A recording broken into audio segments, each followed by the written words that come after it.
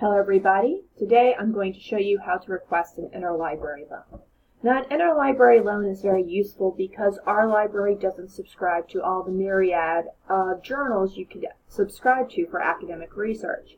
There are often books as well that you may not carry in our library. But what our library does do is they are able to get interlibrary loans, to borrow options from other libraries.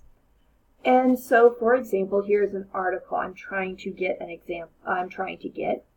and we can see that when I go to try to read the full text, what happens is it says get access to the full version of this article. So I do not have access to this. I do not want to pay $7 or $42 for access to it. So what am I going to do? I'm going to keep this information, and we're going to go back to our library.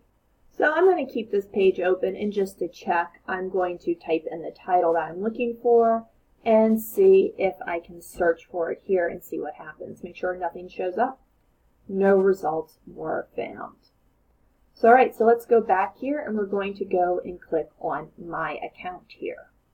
Just a quick note, if you would prefer to read how to do this, there's a nice little link here under the FAQ of how do I use the interlibrary loan. So we've clicked on the login, and it'll bring you to this page. And what you'll know is it will notice, make sure you don't try to log in here as I have tried to do. This is the community card login. You're going to want to go click here to log on. Here we go. It has found me, and this is my account, so I can also see, just so you know, you can see your find, your personal details, your search history, all of these things.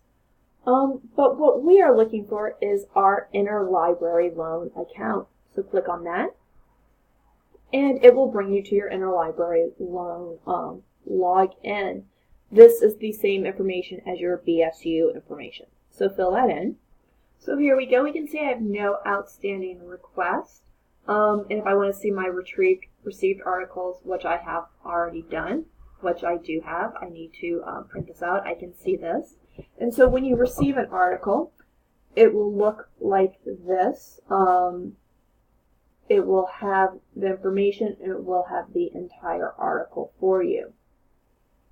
So we would like to request an article. So we're going to go to a new request, and we're going to request article. So, of course, this is why we have kept the article we want to get in an open tab up here, because we are going to use that information to fill all of this in. So, alright, so as you can see, I have magically filled this in with the information.